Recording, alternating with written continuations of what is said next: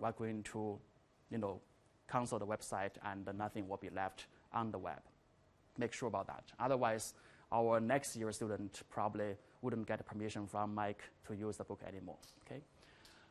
And there are two mailing lists for the class. One is for the entire class that you have. It is usually used by us to make announcements, but you can also shout out any concerns or questions if you feel that should be heard by everyone in the classroom. And the other one is the instructor list that you can email directly to us.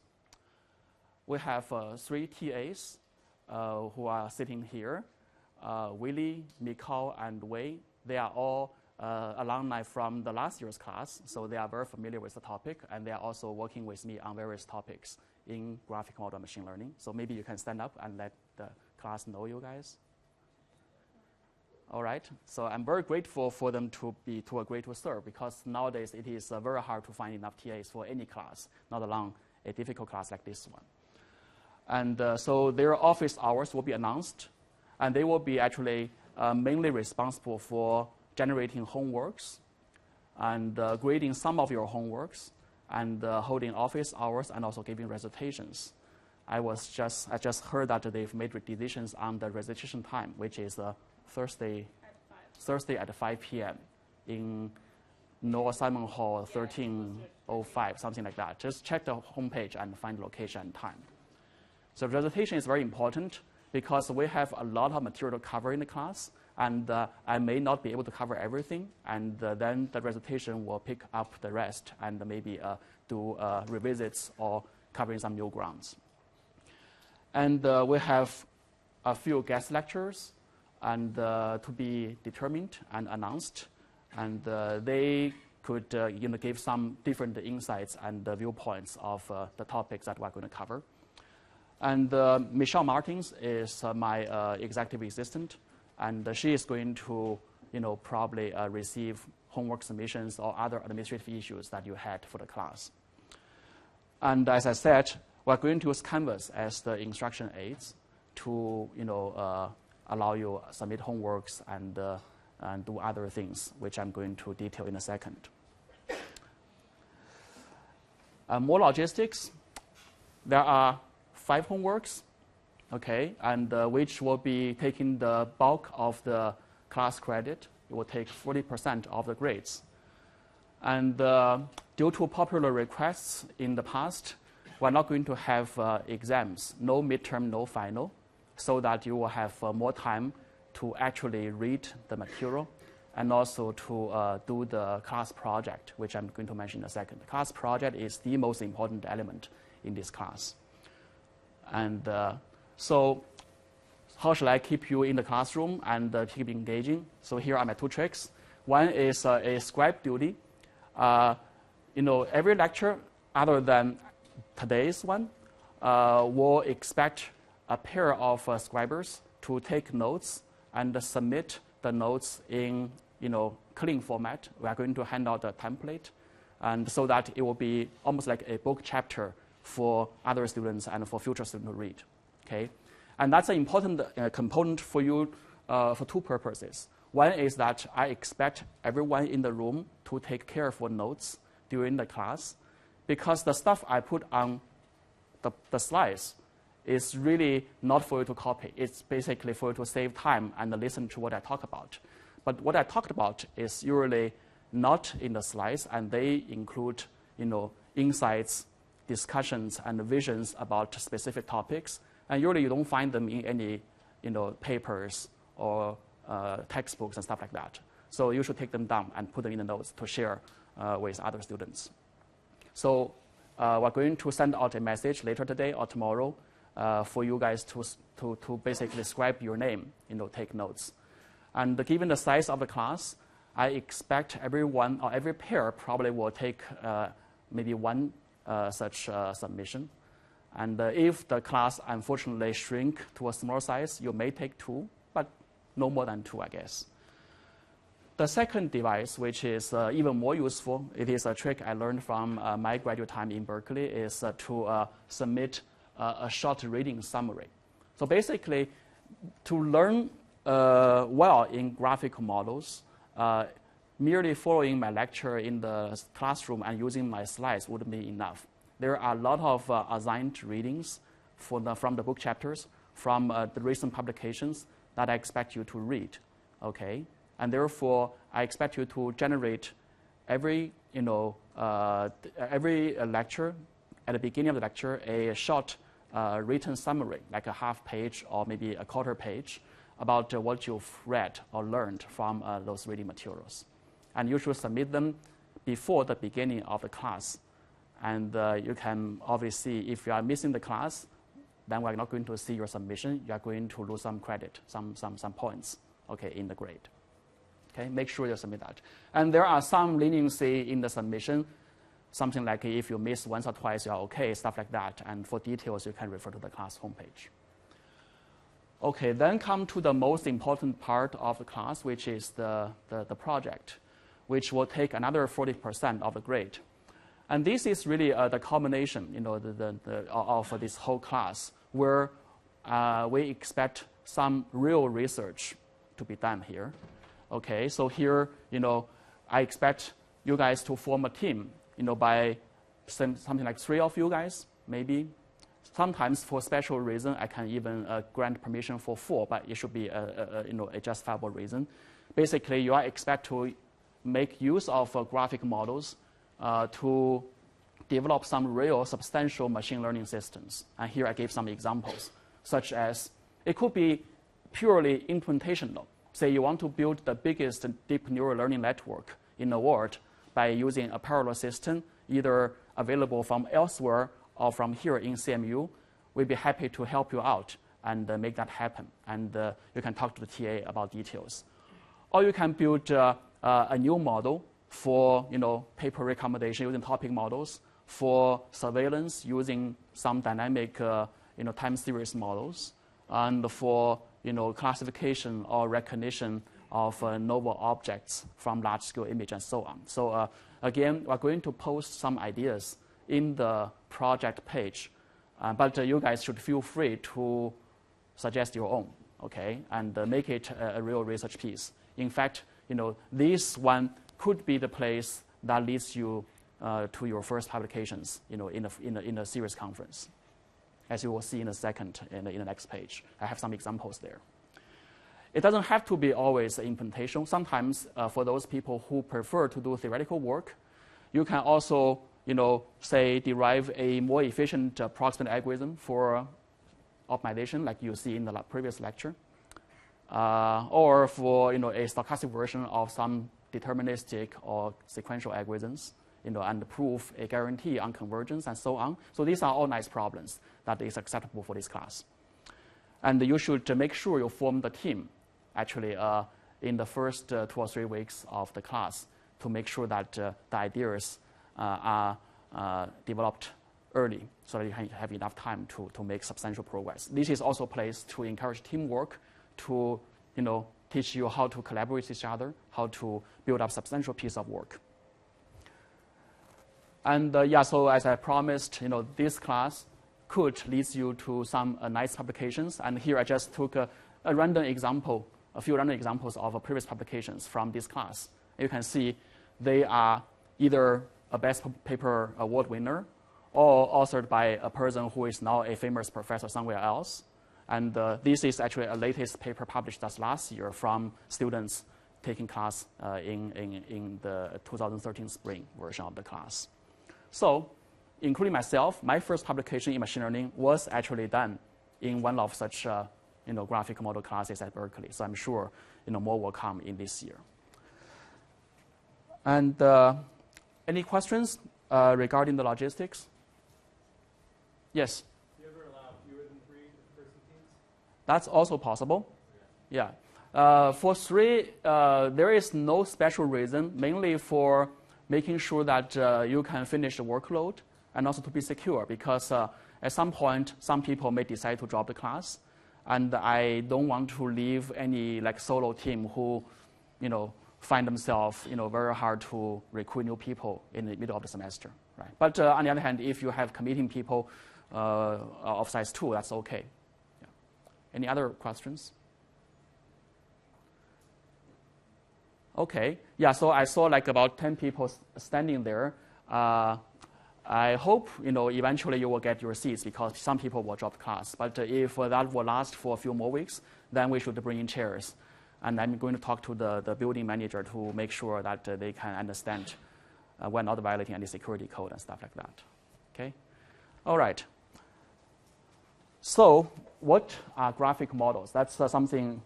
Oh, by the way, as I mentioned, this is a notoriously heavy class in the past, and there are a lot of materials, reading materials, and my lecture speed will be faster and faster. Today will be the slowest one, but down the road I will run more and more fast, and to the point that I'm not going to finish all my slides. So what's going to happen?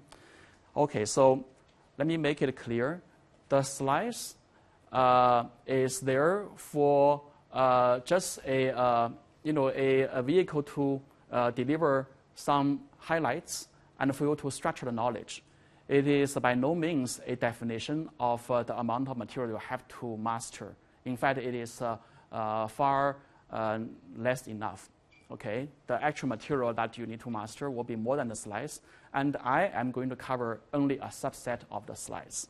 So that means the whole learning experience will be a very interactive one. I expect you guys to be very self-motivated and be engaging.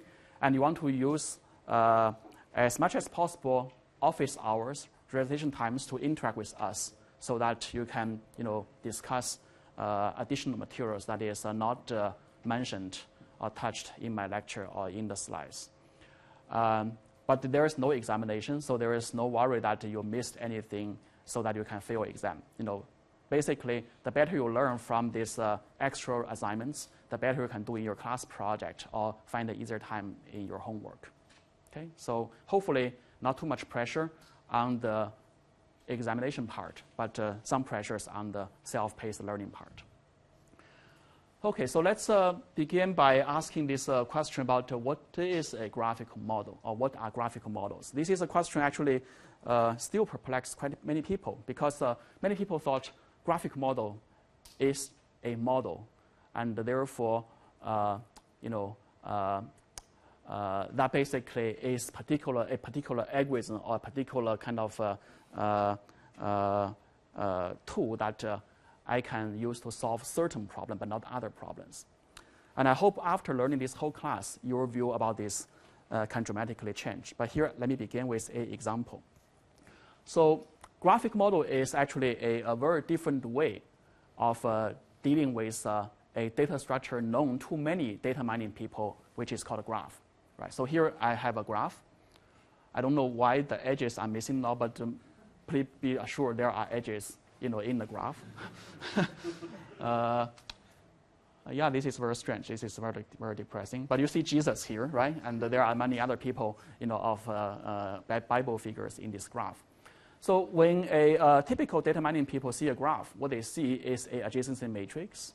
And then you can do many things. You can do graph cuts. You can do information diffusion. You can do, maybe degree counting and motif counting, basically to, at the end of the day, reach to a description of the graph. Say this graph is scale-free, is short distance, or maybe this graph contains a few subgraphs, or the graph can be decomposed into a few clusters. Okay, so this is a typical way of dealing with graph. Graphic model kind of respect those kind of tasks and concepts, but not seriously making use of the ideas over there. Okay, it is actually treating the graph in a very different way. What I just said about graphic model, graph manipulation, is to treat this graph, the adjacency matrix itself, as the data. Okay, and making the graph as the data, and then you are going to derive information from the data. Graphic model instead is using the graph in a different way. They are actually promoting the graph to be, a foundation of the model. Okay, what is a model? Well, model is a, in the probabilistic world is maybe a. By the way, I'm going to use my pen very often to write random notes, on the slides. So forgive me if you see ugly handwriting because I'm not very good at using this particular pen to write stuff. So a model basically amounts to a distribution in certain cases. And that's the original definition of a probabilistic graphic model because I'm deriving a probability using graph. And later on, after the mid-semester, the middle of the semester, you will see actually a broader definition of graphic models where I remove even the probability and using the model in a more generic sense. But in any case, this model is going to be relating something to a loss function. Loss function in this case is the likelihood of the data.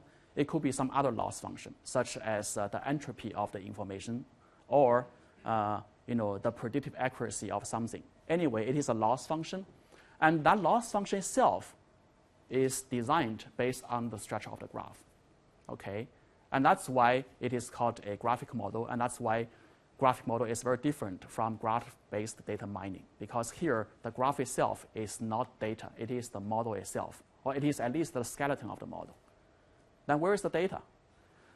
Well, in this case, the data is another layer of information usually ignored by the data mining people, which in this case is nodal information. So you have all these nodes in the graph, and if you only take this as a graph, usually what you see are the edges, right? And say Jesus said certain things to his disciple.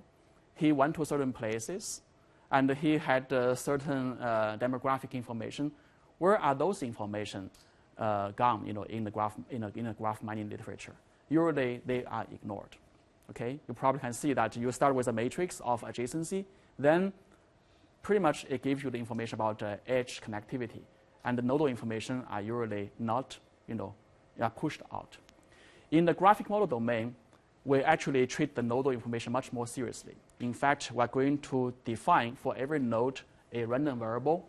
This random variable could be a vector by themselves, and that actually includes all the informations you can collect from every node, or the hidden information you expect every node to have, okay, such as their group membership, right, or their different social roles, as we're going to learn more in the future. So we're going to have a placeholder for every node in the graph. And at the end of the day, graphic model is really to basically use the graph to write down a model for the nodal information, and I use the graph as a conditioner because the structure of the graph is going to determine the way how you write down this distribution. Okay, so that's basically the highest possible level of describing graphic models, and I went very slowly to make sure you get it.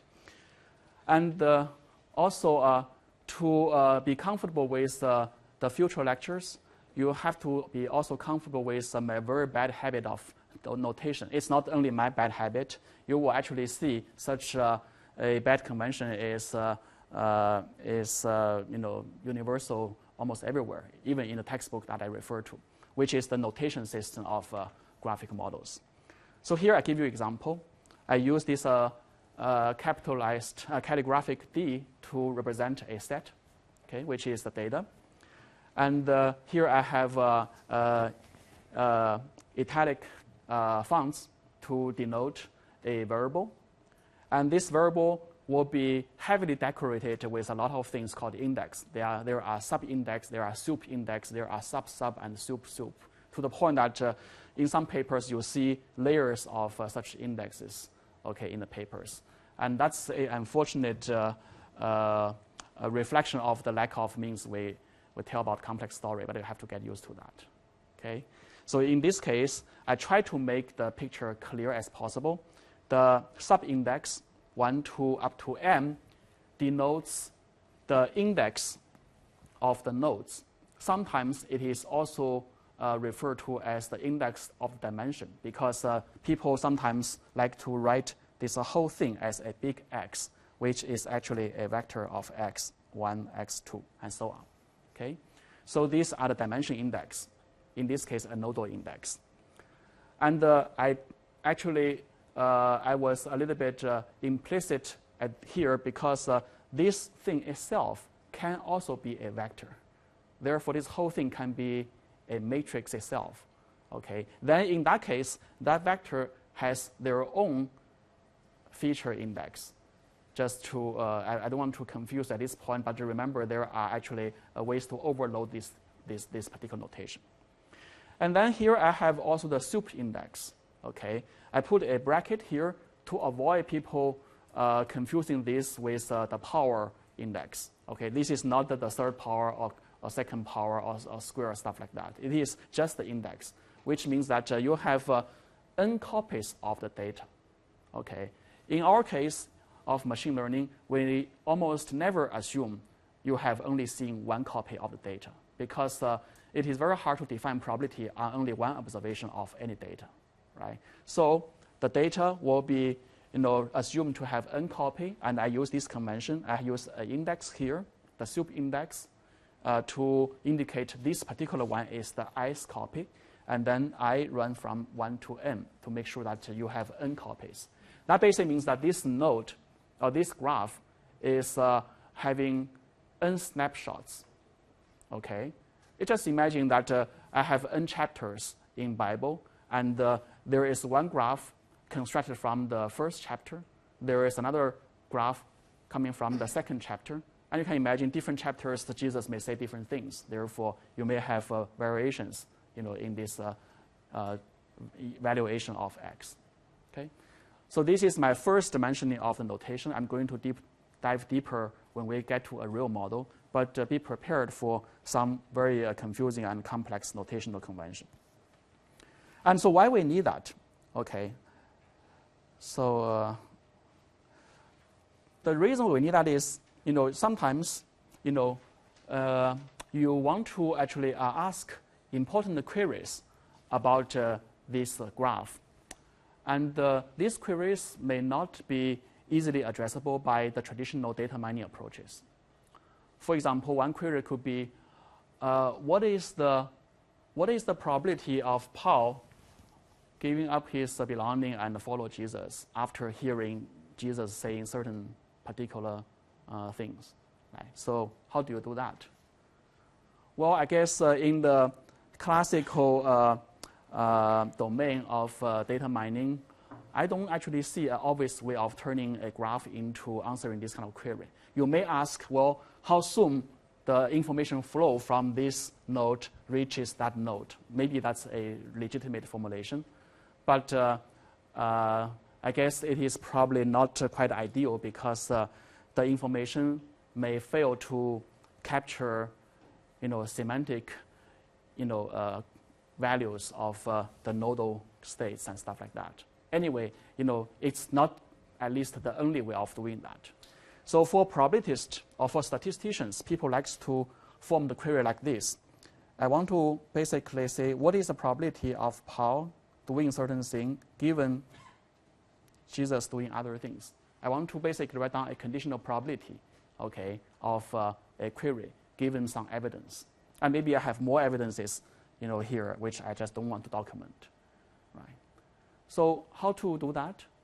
Well, graphic model gives you, in a second, you will see a very systematic way of addressing queries like this for the entire graph, for any pair of subsets of nodes that is being queried and being conditioned on. You can write down a conditional probability like this. And that is because once you write down this big model over everything, you have a lot of smart way to manipulate this distribution by using the properties of such a graph.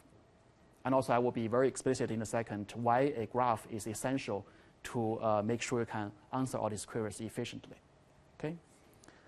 And obviously, the application of such a capability is tremendous, right? It is not going to only for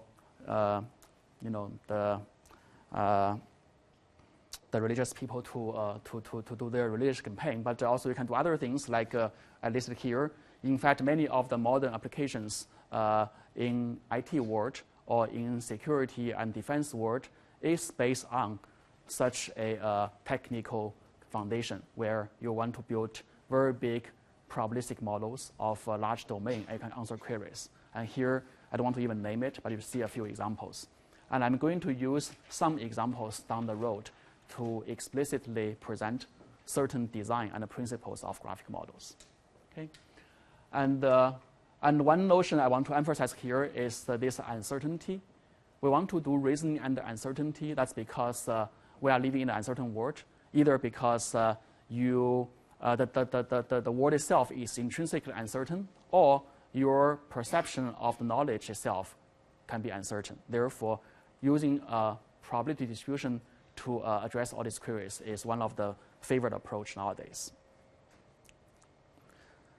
Okay, so now let's get down to a more concrete setting, okay, in terms of first grounding ourselves to what we need, okay, in addressing this big problem of reasoning under uncertainty. There are many, many issues waiting to be addressed before you can achieve that goal. But here I kind of summarize them into three bigger categories. The first thing is about representation. So you have a lot of data. Say, here are data. You can imagine they are either pictorial data or they are genomic data. Say, I got DNAs from these guys. And they are basically data of various form. And I need to both mechanically and also knowledge-wise store all this information. They need to be represented, right? For example, maybe if I treat them as an image, then there must be a vector of pixels, right? It's a bag of pixels of continuous values. But if I treat each of them as a record of their DNA sequences, then it is a vector of discrete numbers, right? Discrete means that you have only 4 characters in your DNA at every position. Therefore, it must be discrete, and so on. Therefore, we need to actually build a representation before we can even write the model on top of that, right? And also, representation is not only about the data. So here I have, let's say this x1, x2, x3, and so on. I give them names, but also I need to represent some knowledges, right? This is not very interesting if I just give you a flat collection of information without telling you, any previous prior information or intelligent knowledge. But what if I have some? Okay, so for example, I may have this piece of knowledge. I say, just by some weird reasoning, I decide to use a tree to connect all these pictures. Okay, and here is a tree, right? That's basically a representation of your knowledge structure. You believe the dependencies or the relationship between different entities is related by a tree, right? That's a representation. And now having the representation, we pretty much bring everybody that is in the debate about truthfulness of the knowledge on the same ground in terms of they can compare their different knowledges. For example, another guy may believe that I prefer this tree, okay? And they both stick to the same representation, meaning that I use a graph, more specifically a tree, to connect different data points. And then you tell me which one is better. Any comments? Which one is better? Maybe this one is better, right? It's biologically maybe more plausible than the previous one, right? So that's actually an immediate kind of utility of having a standard and generic representation, right? So we have the representation, and once you have the representation, you can do more things, right? You can do a next thing called the reasoning. For example, now I can ask certain queries like, given the entire data, how is one of these common ancestor look like? I may call this one of these particular hidden nodes as another random variable xi, and I can ask what is the probability of, what is the probability distribution of this guy, given that you see everything, right? So having the representation, the next thing you can do is to start composing probabilistic queries or other queries, right? And also, having a good representation and the inference procedure helps you to actually come up with the right learning kind of a practice. Because we can now use the graph and the model, okay, to have now a principled and commonly agreed way of turning representation and knowledge and data into a numerical form, okay, so that you can make them as a target for you to optimize. So this is kind of abstract, but let me be more concrete. Say you have all this data, and you have some models. Model means very vaguely, maybe assumptions, or your belief, your faith, and so on. And based on which you can write down something called a score function. In our case, maybe a likelihood of the data. How likely you see these 5 pictures. It could be also some other non-probabilistic score, say how funny they are, for example, or something like that, right?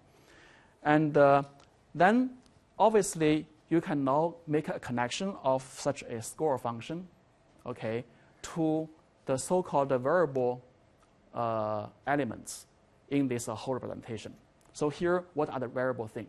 Someone can suggest. So in this whole world that we just visited, okay, which contain pictures of 5 species and a lot of bubbles and errors and stuff like that, what are the constants and what are the variables? Any comments? Just give you a hint of distinguishing variable from constants. These are constants because you already see them. You have no way to change it already. It's already in your hand, right? So data is constant, and unseen data could be variable. For example, these data are not seen. Therefore, they can be different things, right? The common ancestor could be a chimp, could be a frog, any strange things. It's definitely a variable. And these structures can also be variable, right? Like the tree, how it's connected can be variable. So given that, now you can basically write down something called a probabilistic distribution of the variables conditioning on those constants, right? And in particular, you can even make a argument, make a reasoning about the distribution of the model given the data, or something like that. And these are basically very good kind of clue for you to answer queries like which model is better.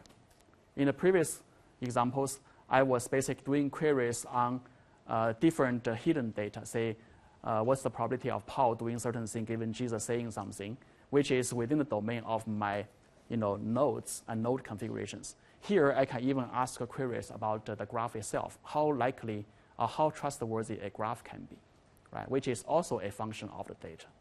So that's a part which we sometimes refer to as learning.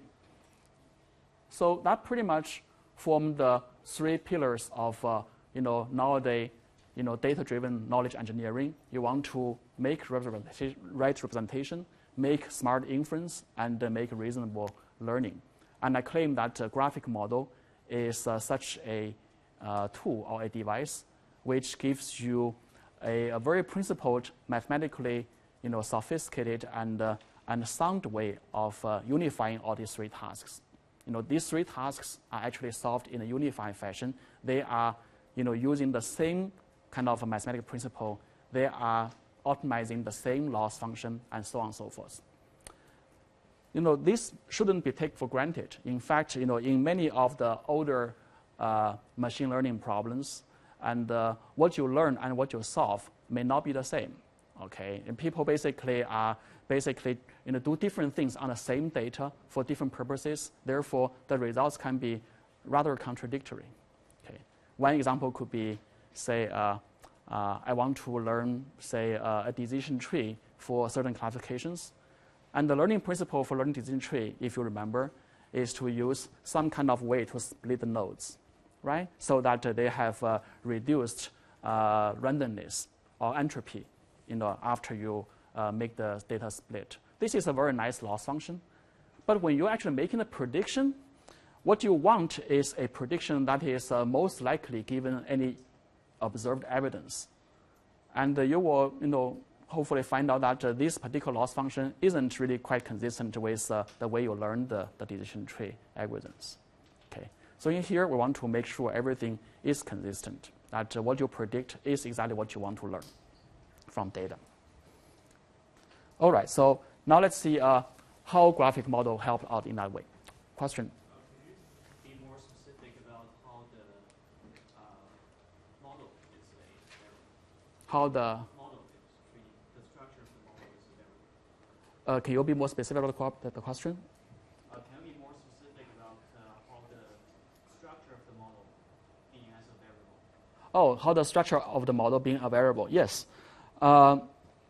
Actually, a few slides from now, maybe next lecture, you will see that we can write down a loss function, on the data, say a likelihood of data, to be specifically defined by the structure of the model. Okay, the way you connect the nodes differently will change the way you write down the likelihood of the data. That's why your function actually depends on topology of the model. Okay, and you will see actually a few examples in a second. For example, the fact that I connect two nodes with an edge or without an edge will change my way of defining the likelihood function. Okay, you actually will see them very, very soon. Okay, so here let's see. For most of you probably see this picture already in the basic machine learning class, but let me just do a quick review to bring you to the same page about why we care about graphical models. So let's just go back to our very basic probabilistic modeling task. Say, write down a joint likelihood of some random variables. Let's all assume that we agree this is a valuable thing to do. Okay, we like to have a joint distribution. If you don't quite appreciate why we like that, you want to probably talk to me offline. I can convince you afterwards. Okay, so suppose this is a good thing to do, and how should we do that? That's the first question to ask. I have a 8 random variable domain, and I want to write down a full probabilistic distribution of these 8 random variables. And for simplicity, let's assume every random variable is a discrete binary one. How should we do the distribution?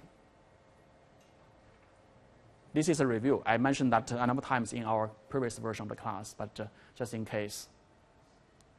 Just count the frequency of each configuration and form a histogram, which is the overall joint distribution. Okay, precisely. So you basically answer both the representation and also the learning. The histogram is the learning. The representation is that you need to count all the configurations, right? So basically, what he says is that let's do maybe a table in which every column is a particular random variable. I mean, I need to go all the way down to 8. And then I'm going to basically I will fill in entries from this table. And maybe 0, 0, 0, 0. That basically, the A0 is the first possible configuration. I have a pi here, which is the probability of that configuration. And I put a pi 1 here. And then I'm going down to the second configuration, 0, 0, 0, something like a 1 here, and then pi 2, right? So that's basically, how do you get a pi? Well, you need to build a histogram to count in your data set how many times such a configuration happens, right? And obviously, this is not a very, very trivial task. It's tedious, but it's non-trivial because you need to count many, many rows, right? Especially when I have 8 here, which is not too bad. It will, as I said here, you need to enumerate 2 to the power of 8 configurations and put number in every row. But what if I have, say, the network you see before, the Jesus one? You have a few hundred people over there.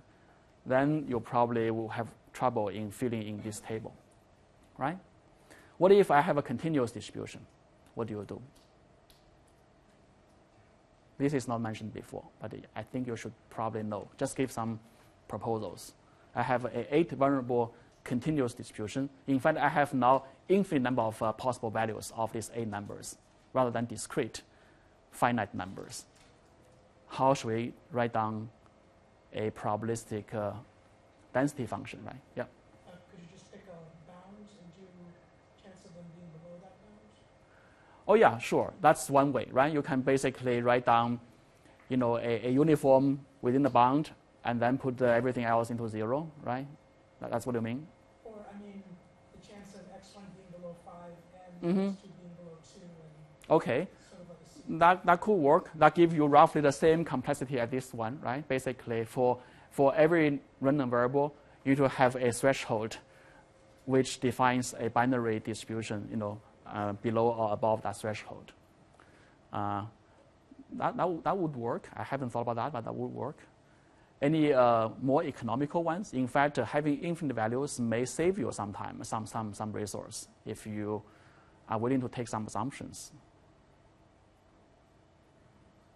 So we are beginning to entertain the art of probabilistic modeling. Once you are given the power of making assumptions, you can sometimes dramatically reduce complexity, trading off expression powers. How about a multivariate Gaussian distribution? That's the simplest possible thing, right? Just like, let's say this one is an 8-dimensional continuous vector, and I just make sure that I assume them follow a Gaussian distribution. How about that?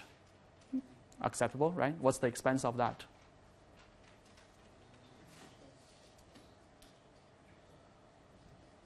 Well, in the Gaussian distribution, if you remember, you have a mean and a covariance matrix. The covariance matrix should be 8 by 8 in this case, which is a pretty big one, right? And then if you have a few hundred or few thousand nodes, you are going to have this gigantic covariance matrix, which may be difficult to deal with in many sense. Hard to train, hard to store, and so on, right? Okay, so that's the case where we are not resorting to any graph. Okay, we are just doing this bare bone kind of construction of probabilistic multivariate probabilistic distribution, which is doable but very, very expensive. That's the first message I want you to remember. And besides the expense, okay, you don't get a lot out of it anyway, because when you put down the thing over there, which is a gigantic table, especially when the table becomes very, very big, I claim that you lose the insight, meaning that you don't really have a clear picture about which nodes or which variable are more related to other nodes, okay? Which triplets of nodes are more coupled, and which causes which, and stuff like that. There are no domain knowledge whatsoever that can be easily teased out from this big table, right? There's just too many to read, basically, right? So that's another thing. You don't have a lot of scientific insights. What if I say that 2 is actually the predecessor of 3? It has actually a causal influence on 3. You pretty much cannot specialize that kind of notion in this representation. Okay, so that's another big loss you have to suffer from in this very naive representation. Then learning, of course, I think we already mentioned that, is going to be problematic, because the only way to learn that is to use a histogram, meaning that you need to bin every joint configurations. Even if you have your means to maintain that many bins, one for each configuration, you may not have enough samples in every bin. Okay, if you don't see the sample, do you claim them to be of a 0 probability, or just simply because you don't collect enough data, right? So learning becomes another problem. And I'm going to mention later, maybe you can already appreciate, is that inference is going to be also problematic using this very basic representation. For example, I give you one inference problem. So here I already highlighted inference, meaning I want to ask a query about the domain. A query could be a conditional distribution of a random variable given something else. Yeah, I'll be with you in a second. And how do you ask that? That basically means that what is the probability of this event happening given that event happening? How people are going to do that in such a representation? What is the naive way of doing a posterior inferences in a tabular representation? I suppose this is old stuff in 701 or basic probability class, right? Yeah, you need to resort to a step called marginalization. Marginalization means summation. And summation of what? Summation of all the probabilities where that specific variable is in the table. Yeah, so basically this red guy touch it, right? If this red guy is touching a row in that table, you need to sum them over. And they may touch many, many rows. And that's going to be very expensive. You need to enumerate all such rows, sum them together, which is actually exponentially expensive. Right? All right, you have a question there. I guess the question is the same. So I thought you said that when you have a tabular representation, you cannot really find out if there's a causal representation between C1 and C2. Yeah. But I was thinking, why not? Because you have all the information that you can get right when Oh. you have the table. I need to make it more rigorous. This table does contain everything. It's just very easy to tease them out and make them explicit. Okay, for a non-expert, I show this table. I guess they will have no clue about what the dependency is, right? And the alternative approach I'm going to show in a second make even a non-probabilist or maybe a practitioner with no experience in machine learning still able to read from the representation the domain knowledge.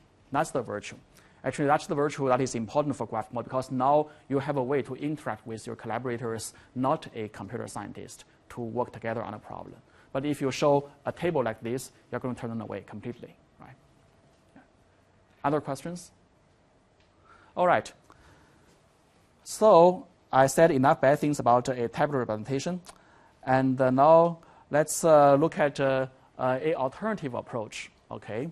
Which, of course, there is no free lunch, in this world. You need to give up something. But let's see what you gained out of such a relinquish of certain power. So again, let's go back to our domain. Okay, we have now 8 random variables. But instead of calling them just x1 to 8, I actually map them to a real-world domain. That's actually one of the first important things. Graphic model is really for you to deal with real-world domain where you do have some interesting knowledge that you are eager to apply to. Okay, so here the particular real-world domain is one of my favorite. Is a biology domain where you are talking about a biological pathway. Say there are some receptors, okay, and there are some enzyme called kinase, and there are some other regulators and some genes. Okay, and I want to make a probabilistic database or knowledge base out of such thing. Suppose I observed many observations of this 8 thing together through my experiment. And again, my first choice is that tabular representation, okay, or maybe a multivariate Gaussian distribution. And I already said they are not necessarily a smart thing to do, right, for many reasons. And also, I offer you the following things, okay? Suppose that you have a biology friend who is not only giving you the data about these 8 random variables, but also they gave you some additional biological stories. Okay, they tell you that in fact these 2 receptors are those guys sitting on the surface of the cell. Okay, which never in their life going to interact directly with those things which is in the nuclei of the cell. Okay, they need to basically undergo a relay to send their information from a kinase to a transcription factor and then to the gene. That's basically a plain biology story you can find in any textbook.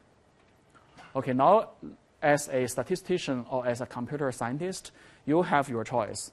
You can totally ignore this story and just write down your tabular representation as we did before, or let's figure out a way of writing a distribution such that all this structural knowledge told by an empirical scientist who has no knowledge about mathematics can be actually legitimately incorporated. Okay, so that's our first thing of stepping into the design principle of probabilistic graphic models. So I suggest the following thing. Let's first invite that domain expert to write down a graph, to be explicit about what he said in terms of causal influences or whatever he believes about the influence between different random variables. Okay, so he provides you this graph. Then in return, I'm going to respect a rule, which I'm going to make explicit in a second, to write down a joint probabilistic distribution following that rule to actually document or to dictate the topological information in this graph. And the rule is as follows. I'm going to now assume that this whole joint distribution of 8 random variables factored into pieces. Okay, and they factor in a very intuitive way. Basically says that you are going to now do a graph traversal procedure to visit every node, okay, in the graph. The order doesn't matter. You can visit the node in any order, but you need to make sure you visit every node. And then whenever you visit a node, you are going to put a term in this product, which is if it is a node that is having no predecessor or no parents in the graph term, you are going to put a marginal distribution of that node. Otherwise, if it is a node which contains parents, okay, and then you are going to write down a conditional distribution of that node given their parents. We are going to do this for all the nodes in the graph. Assuming, of course, in this case, the graph is acyclic and directional. Okay, that's the assumption we need to make. And then you are going to arrive at this distribution, which has actually define a distribution based on the graph to be like this. This is called the factorization rule. Okay? And later we're going to justify why this rule is going to be legitimate and totally statistically sound. But now look at the few benefits that you can gain out of this new representation. So first of all, this is a new representation which is different from that table, right? You are going to break the big pieces into a smaller one. And the first benefit that you can say get is what? If you can guess or remember, speculate, what is the first advantage you may expect from this change of representation? What's that? The table becomes smaller, right? And you have many more tables. But at the end of the day, do you still save? Or you can do the calculus. I did some, and I count basically each of this guy is a little table of either a binary, or a three-column table and so on and so forth. And you can count the numbers. I may be incorrect, imprecise, but at the end of the day, I hope you can convince yourself that you are going to use fewer numbers to fill in all those tables. Okay, that's the first one. You save a lot of things. This saving in here is not that impressive, 18 versus 2 to the power of 8. But if you have this 8 to be 100, then it's a day and night difference, okay, in terms of cost of saving. All right, so that's the first thing. There are a few other things that I want to make early notice. So in modern data mining, I think you heard this buzzword about the big data and so on and so forth. And one of the prime challenge in big data is this so-called data integration, right? You have multi-modality data from different measurement devices, from different groups and so on and so forth, different collecting communities. How can we put them together? Okay. And it turns out that the representation I just talked about make that integration quite trivial, almost like just by definition. For example, here I have a simple example. Here is a graph, as before, and I originally didn't mention about where are these data coming from, right? So the data may be measurements of some way about their activity, say this is on, this is off, and so on. But now let's assume that I have such a strange partition. Okay, I have the green stuff, I have the yellow stuff, and so what does it mean? Maybe it means for these green ones, I happen to measure the so-called mRNA expression. It's actually something related to molecular biology, which I don't want to dig into, but it is basically telling you how much this genetic material is present in the cell. Okay, you can have a device to measure that. It's called mRNA, a microarray type of experiment. And in here, these are all proteins, and some people dislike mRNA, and they rather measure the activity of the protein because these are enzymes, and other, entity, and they have a different instrument to measure. So they are protein elements. So totally two different data. And obviously, if you want to use a multivariate Gaussian, it's going to fail because these are discrete, these are continuous. How can you combine them together? Right? Couldn't come together. But with what I had before, you just multiply them together, right? Each one basically is entering just one piece in that factored representation. Therefore, they can be multiplied together, using a localized definition of the likelihood. And also, this yellow thing and green thing can come from different group. Maybe CMU measured this part, MIT contribute that part, and they are differently calibrated and so on and so forth. Doesn't matter. You can still group them together by a simple multiplication rule. And this is a tremendous opportunity, okay? In fact, using the graphical model language, you have various different ways of measuring, of integrating data. And here I give you just a few examples, more examples than you'll see before, right? So for example, I don't know whether you guys have interned in Google or in Facebook. One of the things they probably want you to do is to say, hey, figure out a click-through rate prediction based on this guy's status updates, this guy's picture, this guy's location, GPS information, and so on and so forth. So these are all different informations, text, image, and GPS locations, right? How should you do that? I propose the following thing, which is very simple. Let's just imagine there is a predictor Y that is going to be made indicating which social group this particular individual is involved with.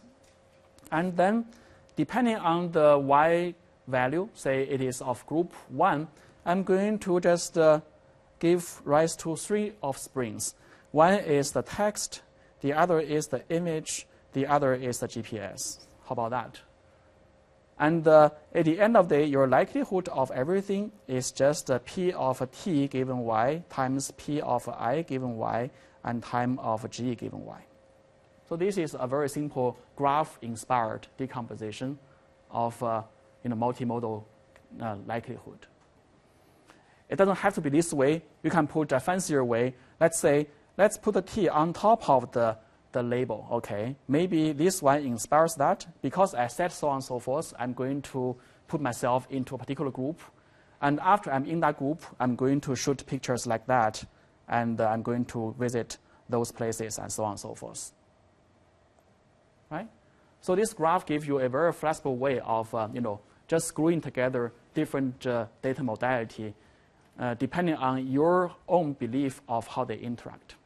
The graph is almost like a storyteller for you to actually make sense of all these different models. And you have no problem explaining all this to your boss, even though he might not be a statistician. Right? This is very intuitive.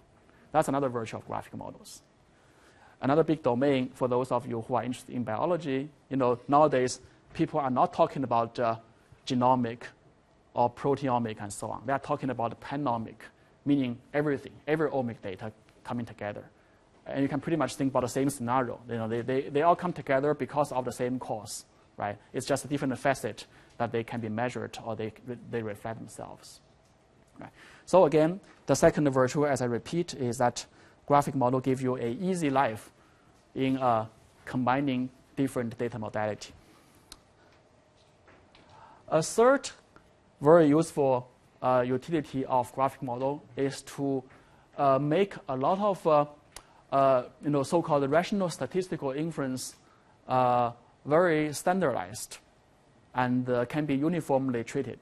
Okay, so what do we mean by rational statistical inference? Of course, when you say rational, you kind of imply something irrational, right? That's not my purpose. In fact, I don't want to be in a debate about which statistical mean is more correct than others. But I just want to resort to some older examples of certain preferred way of doing such inferences. For example, here I have a problem where I have data and I want to learn a hypothesis, right? And one of the way of doing that, of course, and previously I said about one thing, if you remember. What do we do in getting a best possible model, if you remember? We can get a model which maximizes the likelihood of the data, right? That's kind of one very intuitive way. But, you'll see this keyword already. For Bayesian people, they prefer a slightly more complicated kind of strategy, which says instead of getting a optimizer of the data likelihood, I would rather get a posterior distribution of the model because I may be a priori uncertain about the model. Therefore, my uncertainty a priori should also make into my estimator in addition to the data, right? Therefore, you have two pieces now. You have the data likelihood, which was the original guy to be maximized against. Now you also multiply them with another guy, which is the prior distribution of the hypothesis. What does it mean? It can be anything. It can be a prior distribution of the data mean. It could be a prior distribution of the graph structure itself. You name it, many, many complicated things. Then you properly normalize it. We're going to talk about how to do it efficiently. Then what you get is a posterior. So that's kind of a mathematically quite involved process if each of these terms become a complicated entity. In particular, in many domain, specifying these different terms can be rather complicated. For example, this hypothesis could be itself a graph, a network. And then you need to have a prior distribution of the network itself. Okay, what do we mean by a distribution of the structure? Well, that's kind of something we are going to discuss later. But symbolically, I argue that you can use the graphical model kind of formalism to make the representation and also the design quite uniformed, quite standardized in the following sense. For example, here, I can basically unify my graphical kind of notation of the so-called maximum likelihood learning and Bayesian learning in the following way. Right? I start from unstructured data like this, copies of the nodal configurations, and I'm going to learn both the graph topology and also the conditional distributions, the numbers. We're going to be explicit later what these numbers mean, but there are some numbers associated with every edge. And let's say we want to learn it. And now, say, instead of MLE learning, I want to do Bayesian learning, then all I need to do is to put a prior over those graph topology and also those numbers. And what they actually correspond to in terms of a graphic model design. Well, it basically is merely changing this graphic model into that one, where you have data, parameter, and now parameter become variable itself, and the parameter has hyperparameter as their prior. So you are basically adding one more layer into the original graphic model. And all your tools and tricks, everything you designed for the graphic model, kind of representation can be equally applied to here. That's basically the high-level message. I'm not telling you how to apply yet, but you can trust me that this uniform kind of interface allow you to apply many different algorithms to different problems. Okay? All right, so much salesmanship for graphic models. Now I want to close by summarizing a few highlights. So basically, in the graph model, this is your take-home message. It is really multivariate statistics, the old thing, plus the new thing, the structure, which makes this multivariate statistics simpler. Okay, and in particular, it is a way that allows you to write a multivariate distribution in a smart way.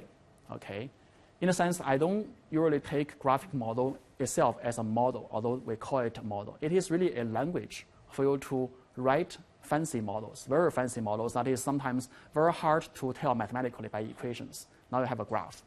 Okay? And formally, there are some deeper things behind actually the correctness and the fundamental soundness of this representation.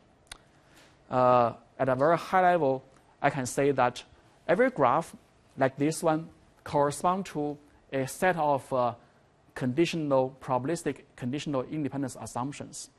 And I'm going to be very formal on that, hopefully, in our next lecture. So a graph corresponds to a set of conditional independence assumptions, and therefore, there are only a subset of distributions that can honor those independence assumptions, not everyone, right? And the way you write down the distribution in this way, make sure that however you are going to parameterize or write numbers into these little pieces, your joint distribution is going to be the one that honors the conditional independence distributions in this graph. That's basically the deeper learning, deeper insight in there. It is very hard to write a distribution that follows certain conditional independence assumption without the aid of a graph. Okay, you can ask yourself how I'm going to make that happen. if I say, hey, write down a 8-variable random variable distribution such that, f and h must be conditionally independent. Okay, it will be non-trivial actually. If you use a table, it will be non-trivial to do that. But with the graph, you can realize that in a very trivial way. And very soon you will see there are 2 types of graphical models. Let's skip that for now, and you will see concrete examples later. But let me just give you an example about the so-called conditional independence distributions, encoded in the graph. So here is a graphical model which we call Bayesian network. So Bayesian network is such subclass of graphic models in which the graph is a DAG. It's a direct acyclic graph. Okay, and it is a DAG, and therefore it is encoding actually a set of unique conditional independence assumptions. And in the following way, basically, there are many different ways of saying such a conditional independence assumptions, and here I offer you one way, which is called the local independence assumption. Okay, it says the following: for every node in the graph, you can now identify a thing called the Markov blanket, which is the parent of the node, these 2 green guys, the child or children of this node of interest, and also the children's co-parents, like this guy and this guy. Okay, so this green thing is called the Markov blanket. And then the graph, if it is a Bayesian network, then you can claim that given the Markov blanket of a node of interest, then this node will be conditionally independent of everything else in the graph. Okay, mathematically, let me say the following. Basically, it says that I can write down a p of x, okay, given p of x complement. Okay, and you can imagine this is a pretty complex distribution because x complement can be many, many nodes. I have a large graph which contains maybe thousands of nodes. So one node conditioning on a few thousand nodes will be a very complicated distribution, right? But given the Bayesian network assumption, you can now safely write this as a p of x given x and b, which is just a tiny conditional distribution, only depending on the configuration of their neighbors. Okay, and this is a very, very useful independence assumption because later on when you write, inference algorithms, you will notice that this particular query will be on and on called, in your iterative algorithm. And if you can make saving from x complement to x and b, you are going to save a lot. Okay, so that's just one assumption about utility. And we're going to deal with that later, how to actually parameterize this distribution. But just from the graph, you can kind of get it that this graph is suggesting some sort of a causality or generative procedures from a cascade of nodes, right? So that's kind of the way people usually like to compose or design a Bayesian network. So that's one type of graphical model. And I suppose everybody now can write down a p of x given this graph already. Just follow the nodal configuration, their local ancestor structure, and so on, right? A slightly kind of a less intuitive, but kind of a weird graphical model is known as the Markov random field. And here I removed the errors on the edge. Okay, so they become undirected. And this is a graphic model which is actually not uncommon. Okay, you will actually see quite a few in a second. I'm going to flash you over a few examples. But in here you have a slightly different assumption. That here the Markov blanket is just the graphical neighborhood. There are no children's co-parents or parents and children and so on because everything is becoming unidirectional. Therefore, you only have the graphical neighborhoods being the Markov blanket of this node. And the rule is that x is going to be independent of everything else given the Markov blanket of itself. Okay? And because we don't have any directionality, you can imagine this graph gives you not necessarily a causal implication, but some kind of a symmetric correlation. Maybe the fact there is a link between them is indicating these two things are correlated, maybe coupled, some kind of more qualitative symmetric notion. All right. So I think we are reaching the end of this lecture. The take-home message will be, there is this important equivalence theorem, okay, that justify the connection between a graph and a distribution. Basically, given a graph, okay, you can first do one thing, which is to use, for example, the rule I just gave you, to carve out all the conditional independencies encoded in this graph and call them a set ij. Okay, this is the independent set. And then let's basically say there is a family of distributions that satisfies all that. Let's don't ask how I can come up with that. It is actually not trivial to come up with that. Okay, but at least in theory, such thing exists. And then I have another family, okay, in which it denotes the family of distributions that factor according to J, like the factor rule I just used. Just traverse every node, multiply a marginal or a local condition node together. Very, very straightforward rule. And that gives you the second family. It turns out that these two things are equivalent. Therefore, you can now get a distribution by just using the factorization rule and get all the conditional independencies in the graph for free. And it's sound and complete. Okay? That's actually the very important connection that builds the equivalence between a graph and a probabilistic model. And I want you to actually go home and study the book and understand the deeper insights behind that. So just to wrap up, I just want to remind you that this graphical model thing is not that fancy after all. You have seen them before, actually, in maybe a certain context. For example, you must have learned density estimator, right? Give you some observation of data, you estimate the density. Well, that is basically a graphical model of one node, just one random variable, and the graph becomes trivial. But if you want to become a Bayesian, say elevate the parameter into a random variable, you have a two-node graphical model.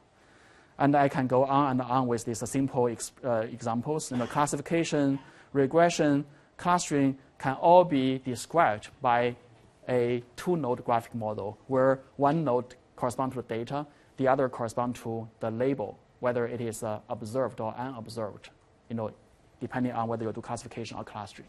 Right? The important thing is that the story doesn't end here. Okay? The point of using graphic model is to deal with those complicated ones. And here I have a graph of graphic models, which tells you, in fact, maybe most of the models you are going to ever deal with in your life is an instance of graphical models. And we're going to visit some of this in a second. And they have this very beautiful connection that there is a cascade from simple model to more complex model. For example, here I have a Gaussian distribution, which is a density estimator. If I make one more node on top of it, I made them into a mixture model for clustering. If I make them a few steps in sequence, then you have a hidden Markov model, which is yet another fancier graphical model. Therefore, you can basically treat every submodel as kind of a building block or a module in a bigger model. And then the stuff that you built for the smaller one can be used for the bigger ones. That's actually one of the key insights for a potential future generation of inference engine where you can perhaps deal with generic inference on any model, just making use of a few building blocks. And that's actually a very interesting topic people are actively exploring these days. I think my time is up, and I have a few fancy graphs here, which you can hopefully appreciate after class, just for fun. And I want to close today's lecture by maybe making clear the following thing. Okay? So here is the myth that I want to demystify a little bit. First of all, the graphic model, does it require a local list semantics for the nodes? The answer is yes. Okay, let me get the answer first. Okay, you actually turn a local list view of the multivariate domain and give them dependencies. And do they require a causal kind of semantics? No, because for indirect graph model, you can be symmetric without resorting to causality. You don't have to be a Bayesian to be a graphic model. Okay, you saw some Bayesian graph today, but there are plenty of frequentist graphic models out there we're going to touch later on. And graphic models can be difficult and intractable, but thanks to the presence of the graph, there are smarter ways to deal with some complicated cases and make them approximately tractable down the road. Okay. So with that, I close. And there is a plan here, and you can go home and exam. We're going to discuss a little bit next lecture. And you may want to make sure that you, first of all, like the material, and also you have the means, the time, and the energy to follow up the material. And if you feel something a little bit too overwhelming, you may choose to drop the class and wait for another year, because we have more people waiting here for a spot. With that, we'll see you on Wednesday. Okay.